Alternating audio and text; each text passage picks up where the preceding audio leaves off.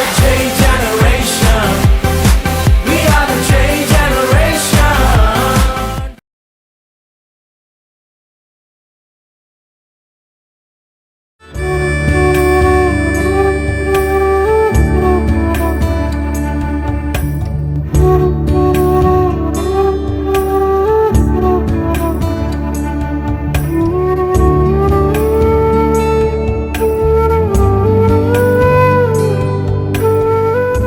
ஹல்லேலூயா, ஹல்லேலூயா.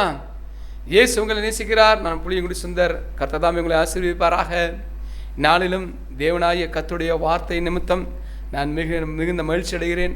கர்த்தர் தாமே உங்களை ஆசீர்வதித்து வழிநடத்ததற்காகவும் இந்நாளும் கைவிடாமல் கர்த்தர் பாதுகாத்து வந்ததற்காகவும் உங்களை நன்றி ஸ்தோத்திரிக்கிறேன். நம்முடைய ஆண்டவர் நேற்றும் இன்றும் என்றும் மாறாதவர். நாம் தான் என்ன செய்கிறோம், சில சமயங்களில் தேவனுடைய வார்த்தையை மறந்து, அவருடைய வசனத்தை மறந்து, அவருடைய நீதியை மறந்து, அவருடைய உண்மையை மறந்து, அவருடைய சத்தியத்தை மறந்து நாம் என்ன செய்கிறோம். அநேக நேரங்களில் நாம் என்ன செய்கிறோம், அவரை விட்டு வழி விலகி நாம் நடக்கிறோம். ஆனாலும் தேவனாகிய கர்த்தர் தம்முடைய மிகுந்த கிருபையின் இரக்கத்தின் ஐஸ்வர்யத்தினால நம்முடைய தேவனாகிய கர்த்தர் என்ன செய்கிறார், நம்மை பாதுகாத்து அவர் வழிநடத்தி வருகிறார். அவரை குறித்து நாம் பேசிக்கொண்டு செல்லலாம். இந்த நம்முடைய வாழ்க்கை முழுவதும் நாம் என்ன செய்யலாம், அவரை குறித்து பேசிக்கொண்டே போகலாம். அல்லேலூயா. கர்த்தர் தாமே உங்களை ஆசீர்வதிப்பாராக. நாளிலும் அருமையான தேவனுடைய ஜனங்களே, நாம் சாலமோன் என்னும் ராஜாவை குறித்து ஒரு சில காரியங்களை குறித்து பார்ப்போம். சாலமோன் என்பவர் தாவீதுக்கும் பத்சேபாள் என்னும் ஒரு சகோதரிக்கும் தாவீது ராஜாவிற்கும் பிறந்த மகன், இரண்டாவது மகன். தேவனாகிய கர்த்தர் சாலமோனுக்கு தாவீதுக்கும் பத்சேபாளுக்கும் நடைபெற்ற அந்த தேவனுக்கு பிரியமில்லாத காரியத்தினால பிறந்த அந்த பிள்ளை நிமித்தம் அந்த பிள்ளையை தேவனாகிய கர்த்தர் அடித்தார். அதற்கப்புறமாக பத்சேபாளுக்கும் தாவீதுக்கும் பிறந்த மகன் சாலமோன் தன்னுடைய வாழ்க்கை பயணத்தில் தன்னுடைய தகப்பனாரை உற்று நோக்கி கவனித்து வாழ்ந்திருக்க வேண்டும். அருமையான தேவனுடைய ஜனங்களே, அவருடைய தகப்பனார் செய்த நீதிகள், தேவனாகிய கர்த்தருக்கு பயந்து அவருக்கு முன்பாக நடந்த எல்லா விதமான காரியங்களை குறித்து அவர் மிகுந்த நுட்பமாய் ஆராய்ந்திருக்க வேண்டும். அவர் அதன்படியே செயல்பட எத்தனை மணி இருக்க வேண்டும். அதனால தான் தேவனாகிய கர்த்தர் அந்த சாலமோனை, தாவீதுக்கு எத்தனையோ பிள்ளைகள் இருந்தாலும் சாலமோனை தேவனாகிய கர்த்தர் தேர்ந்தெடுத்தார். சாலமோன் ஞானியாக இல்லாவிட்டாலும், சாலமோன் சாதாரண மனிதராக இருந்தாலும் தேவனுடைய வார்த்தையை தன்னுடைய இருதயத்தில் வைத்து நடந்திருக்கிறார். ஆகையினால தான் ஆண்டவர் அந்த சாலமோனை தேவன் அந்த பெரிய சமஸ்தானமாகிய ராஜதானியாகிய இஸ்ரவேலுக்கு, முழு இஸ்ரவேலுக்கும் மூன்றாவது ராஜாவாக அவர் நியமித்தார். முதலாவது ராஜாவை ஜனங்கள் தேர்ந்தெடுத்தார்கள். ஜனங்கள் சவுலை தேர்ந்தெடுத்தார்கள். அது தேவனுக்கு பிரியமில்லாத காரியமாக இருந்தாலும் அவன் அந்த தேர்ந்தெடுத்த அந்த சவுலே தன்னுடைய இருதயத்தின் படி செயல்பட்டு, தன்னுடைய இருதயத்தின்படி செயல்பட்டு, தன்னுடைய இருதயத்தில் தோன்றின எண்ணங்களின்படி அவர் செயல்பட்டு, அவர் என்ன செஞ்சார், தேவனாகிய கர்த்தருடைய வார்த்தைக்கு செவி கொடுக்காமல் செய்த சில விஷயங்களின் மூலம் அது வேதத்தை படித்துக் கொள்ளுங்கள். தேவனாகிய கர்த்தர் உங்களுக்கு அந்த ஞானத்தை தருவாராக. அதிலே அவர் என்ன செய்கிறார், தேவனாகிய கர்த்தருடைய சமூகத்தை விட்டு விலகி கடைசியில் ஒரு யுத்தத்திலே அவர் இறந்து போகிறார். அதற்கப்புறம் தேவனாகிய கர்த்தர் தாவீதை தன்னுடைய சாம்ராஜ்யத்தின் ராஜாவாக ஆண்டவர் அவரை நியமித்தார். அவர் செய்த மகாபெரிய தவறினால பத்சேபாள் என்னும் ஸ்திரீனுடனே அவர் இணைந்ததின் விளைவாக ஒரு குமாரனை பெற்றெடுத்தார். இதெல்லாம் தெரியும். மீண்டும் ஒரு விஷயம் சொல்லுகிறேன். அதற்கப்புறம் அந்த பிள்ளையாண்டான் இறந்த உடனே மறுபடியும் தாவீதுக்கும் பத்சேபாளுக்கும் சாலமோன் பிறந்தார். சாலமோன் அவர் நல்ல கல்விமானாக இருந்திருக்கிறார். அவர் அங்கே கொடுக்கப்பட்ட பிரமாணங்களை கற்று தேர்ந்தவராக இருக்கிறார். வேதத்தை கர்த்தர் கொடுத்த வேதத்தை கற்று தேர்ந்தவராக இருக்கிறார்.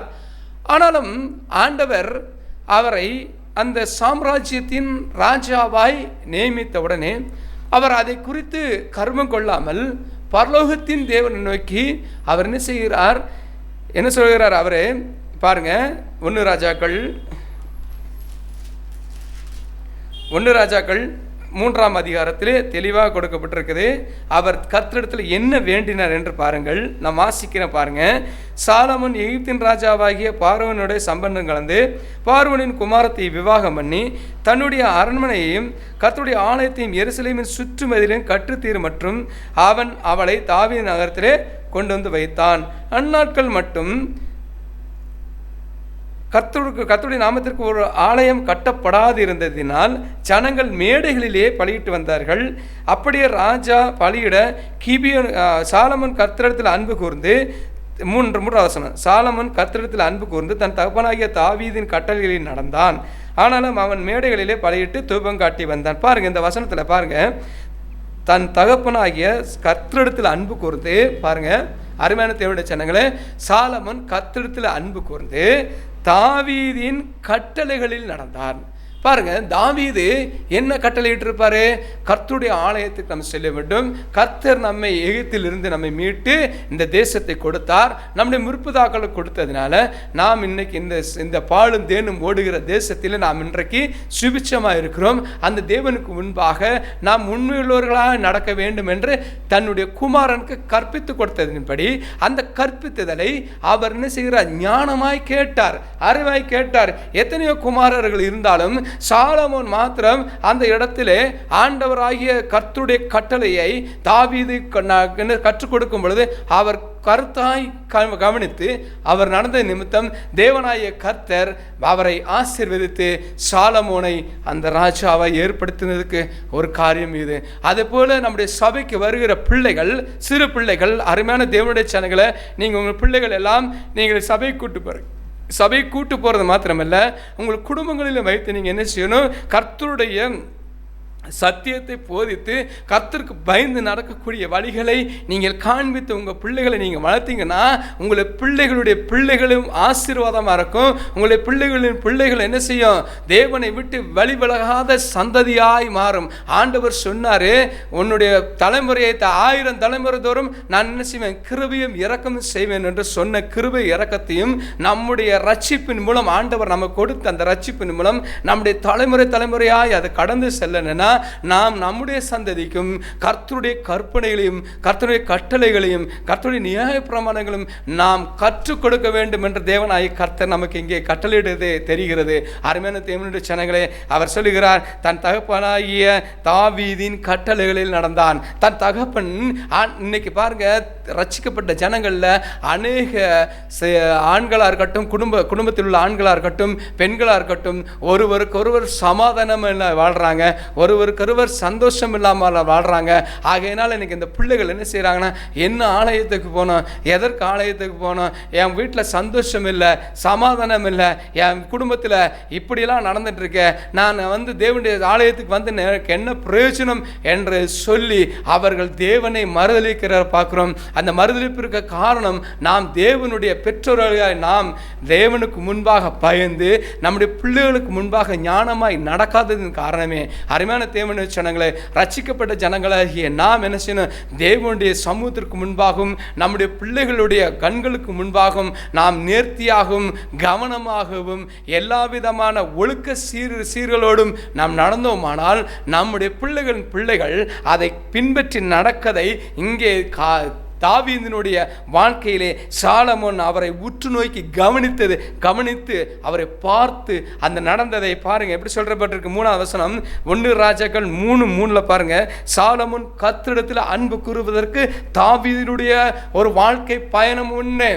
அதே போல நாம் நம்முடைய சந்ததியும் கர்த்தரிடத்தில் அன்பு கூறணும். அந்த அன்பு கூறுவதற்கான ஒரு சாராம்சம் நம்முடைய வாழ்க்கை பயணத்தில் நடக்கிற விதங்களில் இருக்கிறது. அறிவான தேவனுடைய ஜனங்களே, நம்முடைய வாயின் வார்த்தைகளாக இருக்கட்டும், நம்முடைய பேச்சாக இருக்கட்டும், நம்முடைய செயல்களாக இருக்கட்டும், நம்முடைய சிந்தனையாக இருக்கட்டும், எல்லாம் தேவ சமூகத்திற்கு முன்பாக நீதியை போதிப்பதாக இருக்க வேண்டும். அறிவான தேவனுடைய ஜனங்களே, உண்மையுள்ளதாக இருக்கணும். அதை பார்க்கிற நம்ம சந்ததி தேவனாகிய கர்த்தரிடத்தில் அன்பு செலுத்துகிற சந்ததியாய் மாறும் என்பதை குறித்து இந்த வேத வசனத்தில் நாம் அறிகிறோம். கட்டளைகள் நாம் அப்பதான் நம்ம பிள்ளைகளை என்ன செய்ய முடியும்? நீ ஆலயத்துக்கு போ, நீ படித்தால் நன்றா முன்னேறுவா என்று சொல்லி அவர் கேட்பார்கள். ஏன் கேட்க மாட்டேங்காங்க? இன்னைக்கு அநேக பிள்ளைகள் கேட்க மாட்டேங்காங்கன்னு சொல்லி என்ன செய்யறாங்க? ஏன் சொன்னபடியே கேட்க மாட்டேங்காங்க. காரணம் என்ன? நம்முடைய பிஹேவியர் தான் முக்கியம். நம்முடைய பிஹேவியர்னால தான் அவர்கள் நம்மளை கண்டுகொள்ளாமல் போகிறார்கள். நம்முடைய பிஹேவியர்னால நம்ம இடத்துல அவர்கள் கீழ்ப்படியாமல் இருக்கிறார்கள்.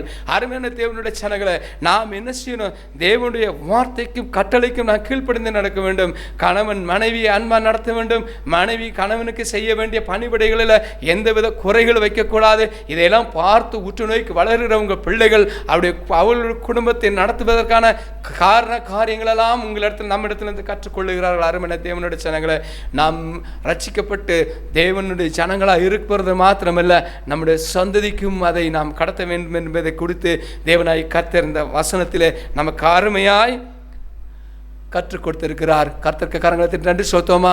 எங்கள் தேவனாகிய கர்த்தாவே, நாங்கள் உங்களுக்கு முன்பாக உண்மையும் உத்தமமாக இருப்போம், எங்கள் பிள்ளைகளுக்கு முன்பாக உண்மையும் உத்தமமாக இருப்போம் என்று கர்த்தர் எங்களை கற்றுக் கொடுத்ததுக்காக நன்றி என்று செலுத்துவோமா? நன்றி சொல்லுவோமா? ஓ நன்றி தகப்பனே, எங்கள் இருதயத்திலிருந்து தீங்குகளை விலக்கி போடும் என்று சொல்லுவோமா? எங்கள் தேவனாகிய கர்த்தாவே, எங்களுடைய இருதயத்திலிருந்து ஆண்டவரே பயத்தை நீக்கப்படும், எங்கள் இருதயத்திலிருந்து அக்கிரமத்தை நீக்கப்படும். ஆண்டவரே, எங்கள் பிள்ளைகள் ஆசீர்வதிக்கப்பட கர்த்தர் கிருபை செய்யும் என்று செய்விப்போம்.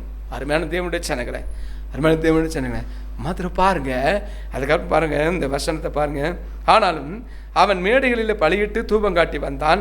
அப்படியே ராஜா பலியிட கிபியோனுக்கு போனான். அது பெரிய மேடையாக இருந்தது. அந்த பலிபடத்தை மேல் சாலமோன் 1000 சர்வாங்க தகன பலிகளை செலுத்தினான் என்று சொல்லப்பட்டிருக்கு. இது என்ன? சர்வாங்க தகன பலிகளை செலுத்துவது என்பது ஜெபத்தை குறிக்கிறது. நாம் தேவனுக்கு முன்பாக ஜெபிக்கிறவர்களாக இருக்கும் பொழுது நம்முடைய பிள்ளைகள் அதை பார்த்து அவர்களும் ஜெபிக்கிறவர்களாக இருக்கிறார்கள். அந்த பலிபடத்தில் அவர்களை என்னது சர்வாங்க தகன பலி செலுத்துவது என்பது அந்த காலத்தில் ஜெபத்திற்கு சமம். ஜெபம் என்பது தேவனாகிய கர்த்தருக்கு மிகவும் பிரியமானது. வேண்டுதலுக்கும் விண்ணப்பங்களுக்கும் ஜெபத்திற்கும் வித்தியாசம் உண்டு. இன்னைக்கு அநேக ஜனங்கள் ஜெபம் என்றால் வேண்டுதல் விண்ணப்பத்தை வைக்கிறாங்க. உங்களுடைய தேவைகள் இருக்கும்போது நீங்கள் ஆண்டவரத்தில் கேட்பது அது வேண்டுதல். நீங்கள் உங்களுடைய தேவைகள் இருக்கும்போது ஆண்டவரத்தில் விண்ணப்பத்தை வைக்கும் போது அது விண்ணப்பம். ஆனால் ஜெபம் என்பது தேவனோடு நாம் ஒன்றி அவரோடு நாம் இருப்பது. ஃபார் எக்ஸாம்பிள் பாருங்க, ஏனோக்கு தேவனோடு இணைந்து நடந்தார், அதுதான் ஜெபம். தேவனோடு ஒன்றி இணைந்திருக்க பேர் ஜெபம். அதில் விண்ணப்பம் கிடையாது, அதில் வேண்டுதல் கிடையாது. அதில் என்ன தெரியுமா? அன்பு ஒன்றே. தேவனுடைய அன்பும் நம்முடைய அன்பும் ஒன்றிணைந்து அவரோடு இணைந்திருக்கும் அந்த நேரத்திற்கு பேர் தான் ஜெபம். அவர் என்ன செய்றார்? உலாவினார். தேவனாகிய கர்த்தர் ஏதேன் தோட்டத்தில் ஆதாம் ஐயாவோடும் ஏவாள் அம்மாளோடும் உலாவினார். அது ஜெபம். அந்த நேரத்தில் அவர் தேவனாகிய கர்த்தர் நமக்கு ஞானத்தை தருகிறார். அந்த நேரங்களில் அருமையான தேவனுடைய சொன்ன விண்ணப்பமும் வேண்டுதலும் வித்தியாசமாய் உண்டு. ஜெபத்திற்கு வித்தியாசம் உண்டு. ஜெபத்திற்குள் வேண்டுதல் விண்ணப்பம் இருக்கலாம், ஆனால் எப்பொழுது ஜெபமே வேண்டுதல் விண்ணப்பமாக இருக்கக்கூடாது. இதை கவனத்தில் வைத்துக் கொள்ளுங்கள். தேவனோடு உரையாடுவது, தேவனோடு இணைந்து நடப்பதுக்கு பேர் தான் ஜெபம். அருமையான தேவனுடைய ஜனங்களை, நீங்கள் ரட்சிக்கப்பட்ட ஜனங்கள் எப்பொழுது தேவனோடு உலாவக்கூடியவர்களாக இருங்க. அது எப்பொழுது ஜெபமாக இருக்க வேண்டும். கர்த்தர் கிருபை செய்வாராக. உங்களுக்கு ஞானத்தை தந்ததற்காக நான் கரங்களை தட்டி நன்றி செலுத்துவோமா? நாம் நன்றி செலுத்துவோம். நானும் உங்கள் தேவனாகிய கர்த்தருக்கு நன்றி செலுத்துகிறேன். எங்களுக்கு நல்ல ஒரு தெளிந்த புத்தியை தந்ததுக்காக நன்றி தகப்பனே. ஹல்லேலூயா, நன்றி தகப்பனே. பாருங்க, இது நம்முடைய இந்த சாலமோனுடைய வாழ்க்கையில் நடந்த சாராம்சங்கள். அந்த ராத்திரியில் கிபியோனில் சாலமோன் கர்த்தர் சாலமோனுக்கு ராத்திரியில் சொப்பனத்தில் தரிசனமாகி நீ விரும்புகிறதை என்னிடத்தில் கேள் என்று சொல்லுகிறார். அப்போ சாலமோன் என்ன சொல்றார் பாருங்க. சாலமோன் இந்த எப்படி என்ன கேட்கிறார் பாருங்க. அதுக்கு சொல்றாரு சாலமோன், 6வது வசனம் 1 ராஜாக்கள் 3:6 பாருங்க.